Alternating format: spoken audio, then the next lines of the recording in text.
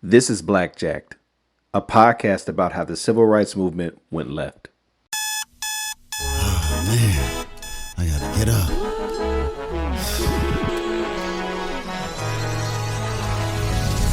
I gotta go. Ooh. I gotta go. I gotta go. I gotta go. I gotta get up and go. I gotta go. I gotta go. I gotta get up and go. I gotta get up and leave. I gotta get up and go.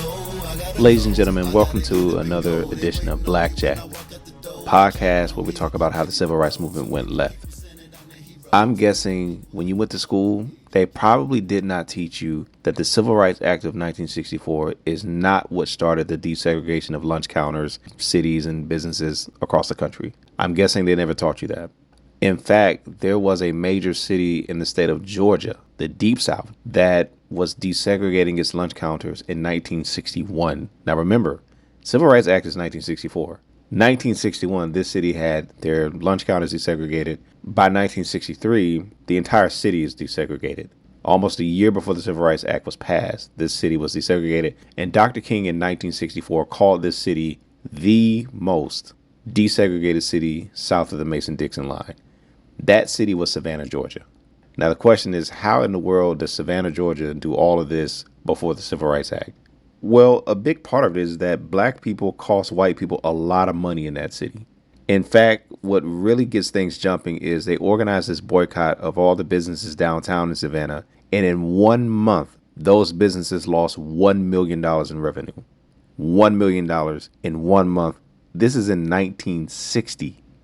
In today's money, that's creeping close to $11 million in 1 month. That was the thing that really got this whole situation going in Savannah, Georgia. And one of the central figures in all of this is Hosea Williams. Now, just a quick note, a lot of the stuff that I'm going to reference today comes from a biography of Hosea Williams written by a young scholar, brother by the name of Rolundus Rice, Dr. Rolundus Rice. I would encourage you to really get this book. This is actually a really great contribution to just knowledge and what we know about the movement. Hosea Williams was Dr. King's one of his right-hand guys, probably the most dynamic organizer that was in his organization. Now, most people know his granddaughter from, I think, like the Housewives or one of these shows. The big joke was she didn't know what the Underground Railroad was. But yes, Hosea Williams is a huge deal in the movement. But before he worked with Dr. King, he was really going crazy in Savannah, Georgia, working with the NAACP and other initiatives. And so basically in 1960, black folks decide we're tired. And so they have students down there who start protesting in March of 1960. And then this thing starts to kind of build. And then black folks say, you know what, we're going to boycott all the downtown stores. Don't nobody buy nothing. Now, they start this in March of 1960, and this is right before Easter. So this is a big deal. They say, look, I know we like to shine for Easter, but just don't do it this year. These people are racist. They don't respect us. They certainly don't hire us. They're not good to us. No, we're not doing it. Not a dime. And so they start with this boycott. And like I said, in 1 month, they cost these businesses $1 million. From there, they say, look, it's not just the economics, it's also the vote. Let's really put together this campaign to register more voters. Hosea Williams, again, is very instrumental in this. They register people, and they're able to elect some new folks in government, a new mayor, some folks on the council who are more moderate. And again, they're not like, fighting for black power, but they're at least more moderate. And so what they do is they kind of work this and leverage this, and they start to see concessions from the city. They start to see things like by June of 1961, the first black bus drivers hired in Savannah. That was a huge deal. So now the city is hiring black people in these jobs that we didn't have that before. That is huge back then. And then what we see is, like I said, all the lunch counters in 1961, they're desegregated also. And they kind of keep going with this thing. They keep pressing it. They're using the vote. They're using the economics. And what they end up getting at the end of this is the entire city is desegregated in 1963, ahead of the Civil Rights Act. This is huge. But again, it starts with this economic piece. The civil rights movement was always great for this. If you look at the Birmingham campaign that King does in 63, that's how they start. They start by boycotting the downtown businesses. Again, this is always a strategy. Boycott to get people's attention long enough until they make concessions. But in 2024, as I look back at this, what I'd really like to see, honestly, is not just boycott to get their attention, boycott to maybe bankrupt them or something. If you cost them $1 million in a month, where did the $1 million go to? That's the question. Where did the $1 million go? And so after the boycott is over, these same business owners are still in power. They still own the businesses. They still control things. They may be a little bit nicer. They may let you sit down, but ultimately a racist is still running it, and they're being empowered by black dollars. And in 2024, as I look back at that, the imagination starts to go and say, what if they would have pulled that $1 million every month and just said, we're just going to buy out these businesses or put that money to work for ourselves to create our own industry? You wonder, was there a bigger opportunity to be had there? What Hosea Williams did, what those people did down there, you can't think with the 2024 mind, though. In their lifetime, this is extremely revolutionary. They never thought they would see the city of Savannah hire a black bus driver. They knew they would have to pay their fare to ride the bus. They never thought that a black person would ever drive it. They certainly never thought about owning it. For them, this is huge. The problem in 2024, though, as you look back at this, it still leaves the same people in power. The same people who are racist enough to tell you you can't come in and sit down today just because you can sit down tomorrow, they are no less racist. And so it still leaves those people in control. It still leaves them with capital. It still leaves them with the businesses. They're still in charge of everything. Whereas in 2024, I'm thinking, is there a more creative way to pull that $1 million and utilize it for ourselves so that we no longer are subject to people that we know hate us? And that wasn't really the thought, though.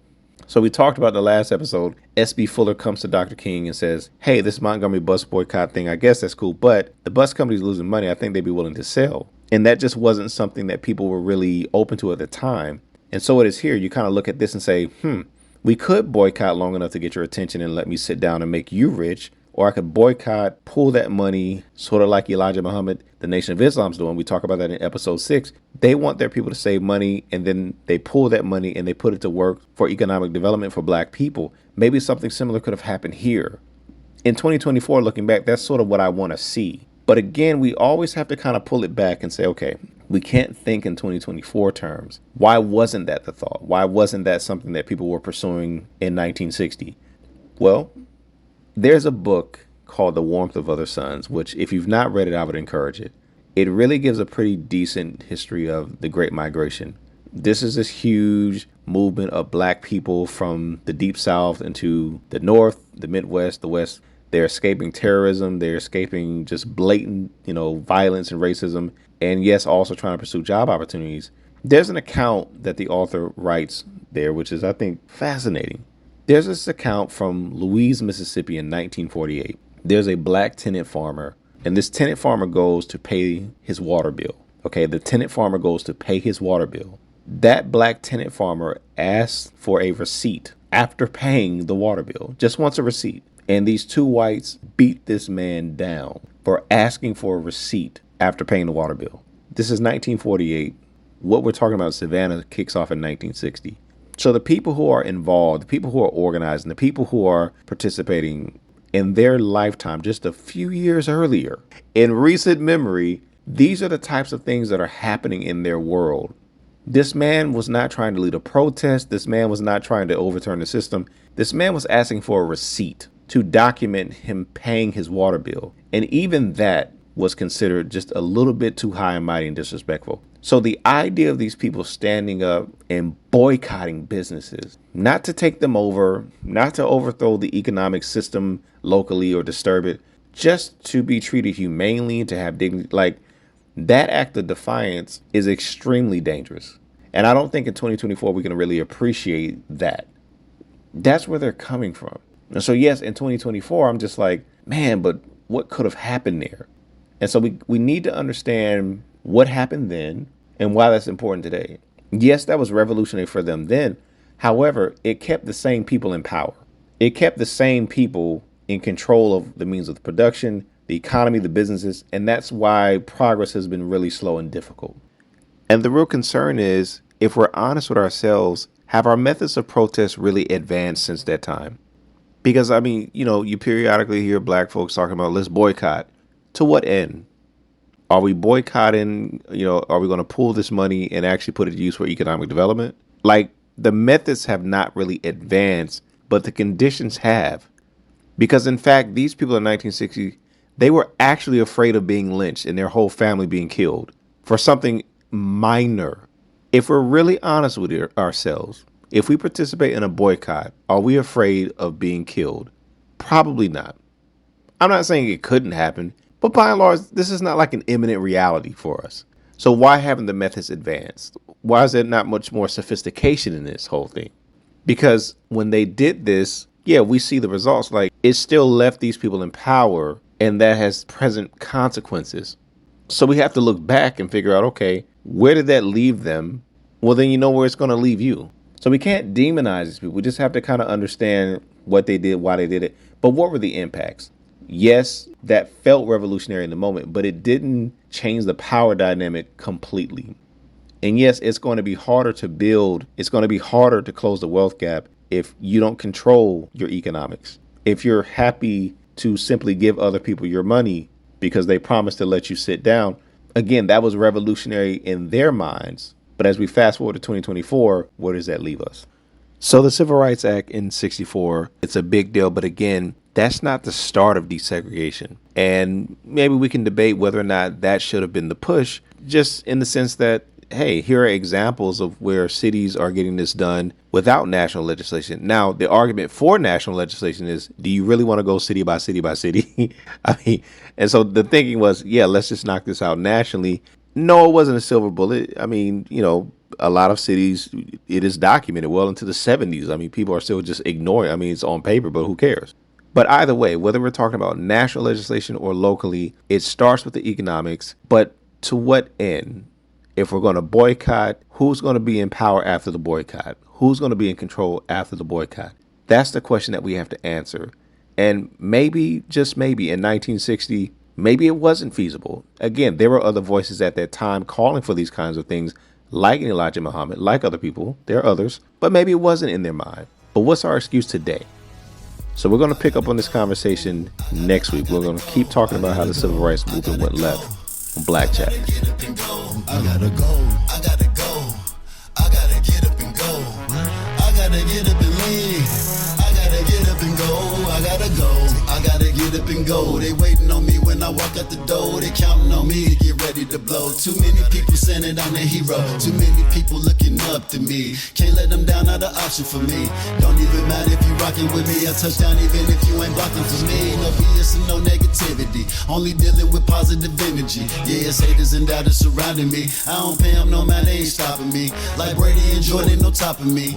I'm MVP in every category. My confidence grows every day that I rise. Gotta get up and go, keep my eye on the prize. I gotta go, manifesting on my hopes and dreams.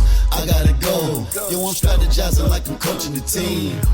I got places to go, I got people to see, I got things to do. Yo, I'm through with surviving, it's time to start living, I don't know about you. That's what I see for myself. Speak over my life, I got riches and wealth. Take it in stride one day at a time, no malice inside, I'm nothing but blessed.